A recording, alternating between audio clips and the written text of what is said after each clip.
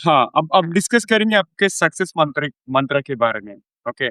मतलब continuous learning के अलावा और कौन-सी 3 चीज़ है हाँ। जिसकी वजह से आप आज इधर तक पहुँच सके आप? जी, तो सबसे पहली चीज़ जो मैं कहूँगी वो है चुनौतियों को स्वीकार करना। ये बहुत बड़ा मंत्र है और हर किसी को मैं मानती हूँ कि ये करना चाहिए। तो जैसे मैंने आपको अभी बताया कि मैं शिक्षिका अंग्रेज़ी की शिक्षिका के रूप में कई सालों तक काम कर रही थी। पर एक ऐसा मोड़ आया जब मैं पटना विमेंस कॉलेज में आई, तो वहाँ पे जो मेरी प्रिंसिपल थी, उन्होंने बोला कि मैं तुम्हें इंग्लिश डिपार्टमेंट में नहीं बल्कि मास कम्युनिकेशन और जर्नलिज्म के डिपार्टमेंट में हेड नियुक्त करना चाहती हूँ, हेड ऑफ द डिपार्टमेंट। तो ऐसा सुन के तो मेरे पैरों तले ज़मीन खिसक गई क्योंकि मुझे उस समय मास कम्युनिकेशन के बारे में कुछ भी नहीं पता था। मैं हमेशा अंग्रेज़ी पढ़ाती थी।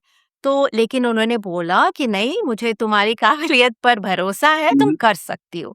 तो मैंने वो चुनौती स्वीकार की हुँ, हुँ। और मैंने भार सँभाला उस डिपार्टमेंट का और कई सालों तक 3 साल से ऊपर तक मैंने बड़े सुचारू रूप से उस डिपार्टमेंट का नेतृत्व किया। और साथ ही साथ मैंने उसी के साथ अपने PG in mass communication and journalism में भी एनरोल कर लिया। तो इससे मुझे बहुत फ़ायदा मिला। तो ये चुनौती थी मेरे लिए पर मैंने इसको स्वीकार किया और इसी के द्वारा आगे चलकर मेरे सामने कई द्वार खुलते चले गए। तो सबसे पहली तो ये चीज़ मैं बोलूँगी। और दूसरी चीज़ जो आपने पूछा है वो हो गई कंसिस्टेंसी, यानी नियमित रूप से किसी काम को करना।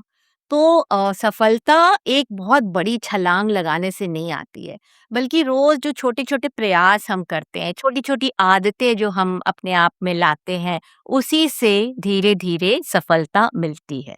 तो ये नियमित रूप से करना चाहिए। और तीसरी चीज़ है आपकी संगति। तो ऐसे लोगों से आप अपने आप को सराउंड करके ऐसे लोगों के साथ रहिए जो सिर्फ आपकी हाँ में हाँ नहीं मिलाते रहे, पर जो आपके आलोचक भी बने। जैसे एक वो दोहा है ना, निंदक नियरे राखिए आंगन कुटी छवाए, बिन पानी बिनु साबुना निर्मल करे सुहाए। तो यानी कि हमेशा आलोचकों को भी अपने पास रखिए जिससे कि आप कहाँ सही है, कहाँ गलत है वो आपको बता सकें। तो ये है। और एक और कहावत है वो है कि आप उन 5 लोगों के औसत हैं जिनके साथ आप सबसे अधिक समय व्यतीत करते हैं। यानी you are the sum of those 5 people with whom you spend the maximum time.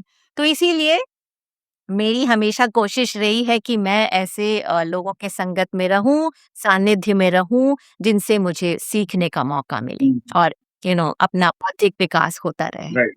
तो यही है।